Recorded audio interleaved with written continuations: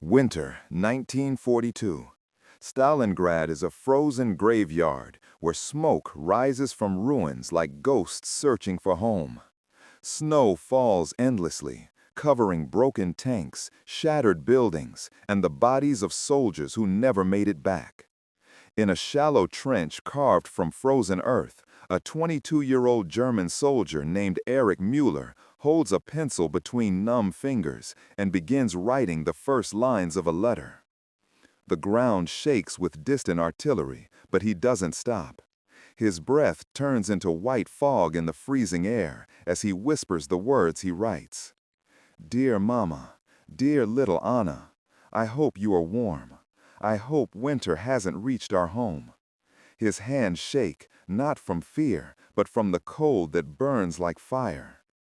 He takes out a small photograph tucked inside his coat, his mother smiling, and his little sister Anna sitting on his shoulders. The sight of them softens the brutality around him. He writes slowly, pressing each word with care, trying to preserve the warmth of home in a war that has no mercy. "Anna," he continues, "I promised you I would come back and teach you how to ride your new bicycle.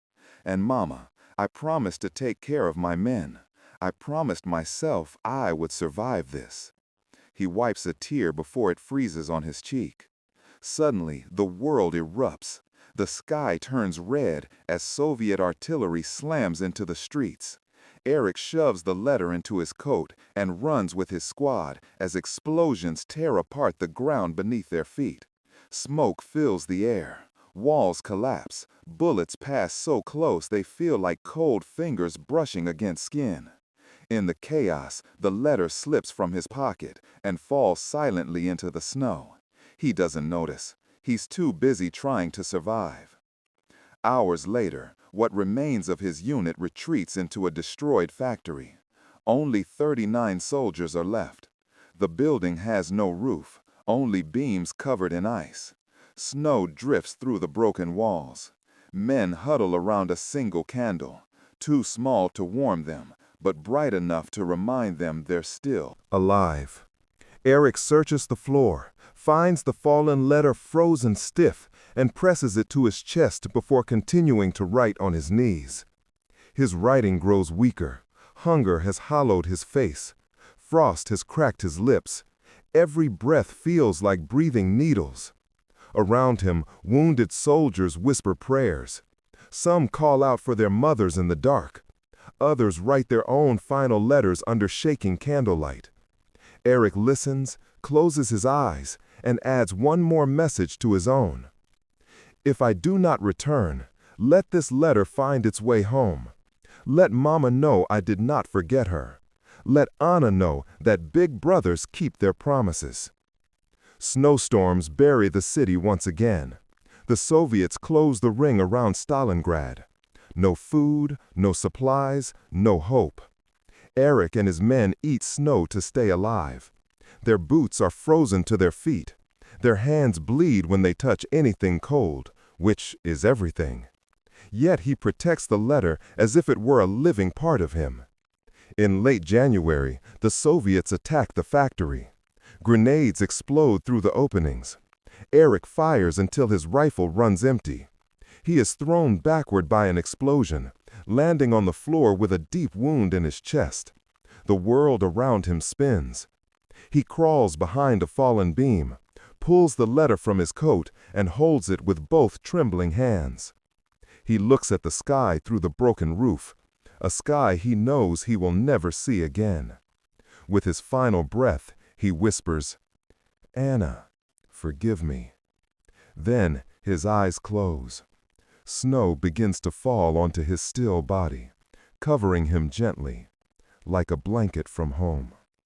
Days pass, years pass, decades pass. The factory collapses over time. Winter after winter buries him deeper under ice and stone. But the letter survives. 78 years later, in 2020, the modern city of Volgograd is under reconstruction.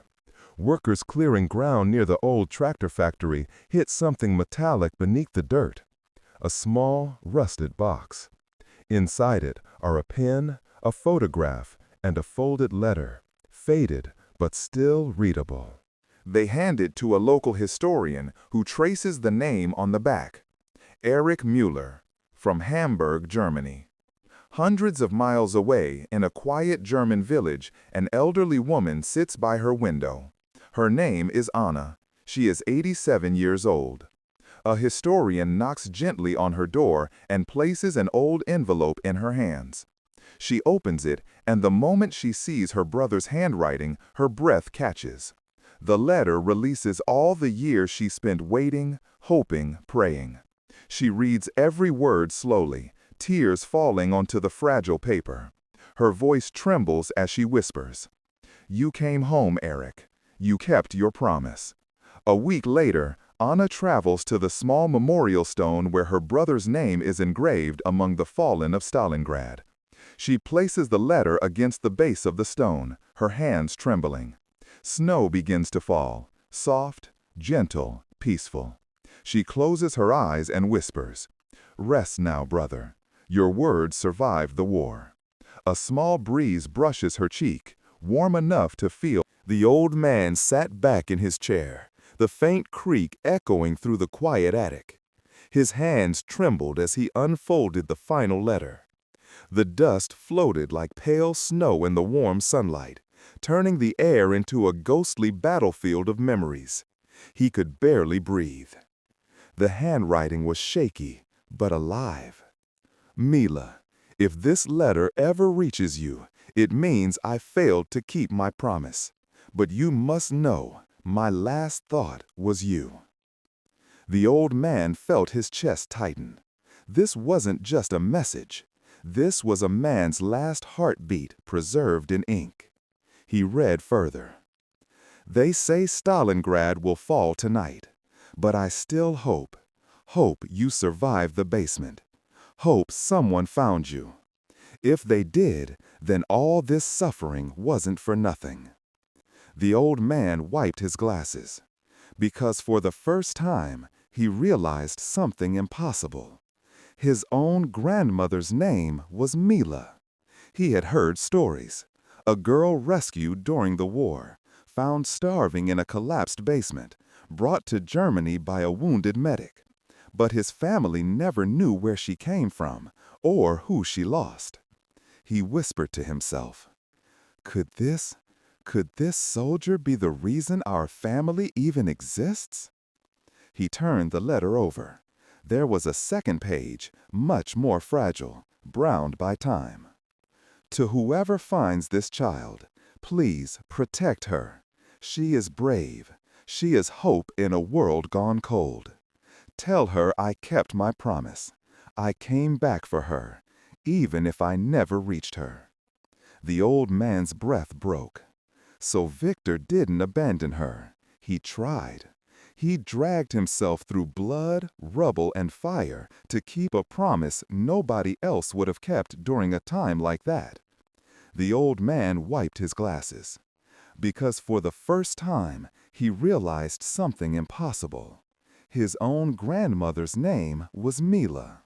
He had heard stories. A girl rescued during the war, found starving in a collapsed basement, brought to Germany by a wounded medic. But his family never knew where she came from or who she lost.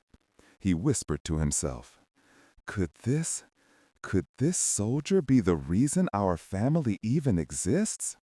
He turned the letter over. There was a second page, much more fragile, browned by time. "To whoever finds this child, please protect her. She is brave. She is hope in a world gone cold. Tell her I kept my promise.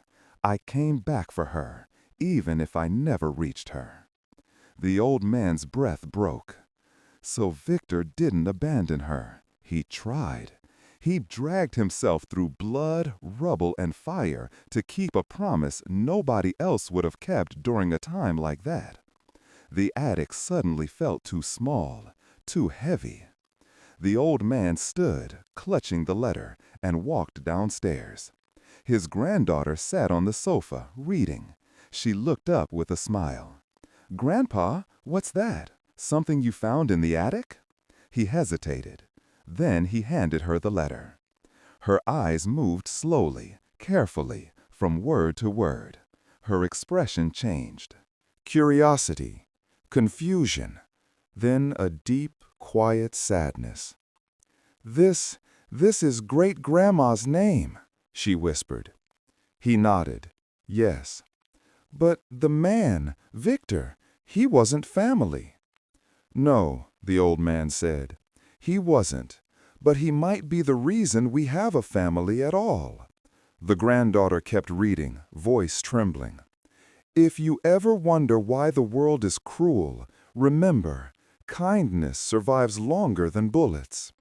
She paused. That's beautiful. Yes, he whispered, because he wrote it while dying.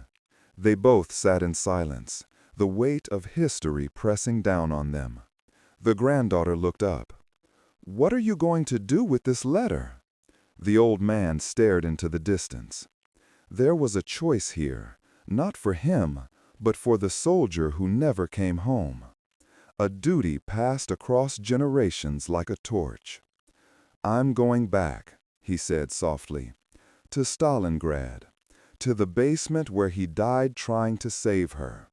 He deserves something, a grave, a place in history, something more than ruins. His granddaughter took his hand. I'll come with you. 3 weeks later, Volgograd, Stalingrad.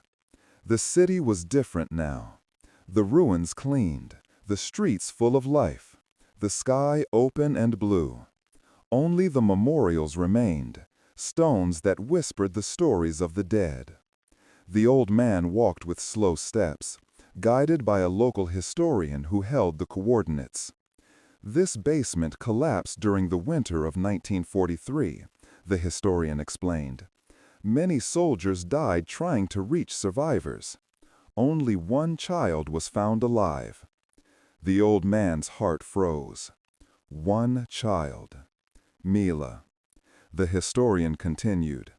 We never knew who tried to save her, only that he died close to the door, dragging himself toward the basement. The old man closed his eyes. He could see it now. The snow, the artillery flashes, Victor bleeding, crawling, whispering the same words that now lived on paper. They reached the exact spot. Nothing remained, just a memorial plaque and a small stone cross placed long ago by an unknown visitor. The old man knelt. His granddaughter stood behind him, tears already in her eyes. He placed the letter on the ground. This belonged to him, he said softly. Let it stay where he took his last breath. He pressed the letter under a small rock to keep the wind from taking it away. Then he whispered, for your promise, for your courage, for the life you saved without ever knowing. A single tear fell from his cheek onto the earth. For a long moment, the world was silent. Then his granddaughter knelt beside him. Grandpa, she said in a trembling voice, great-grandma never knew his name, but you did something she couldn't. What's that? He asked. You brought him home. He rested his hand on hers. No, he whispered. He brought us home, across generations, across a war, across everything. They stood up together. Behind them, the wind swept gently through the ruins, almost like a voice, a whisper. Mila. The old man turned around sharply, but no one was there. Only the echo of a promise kept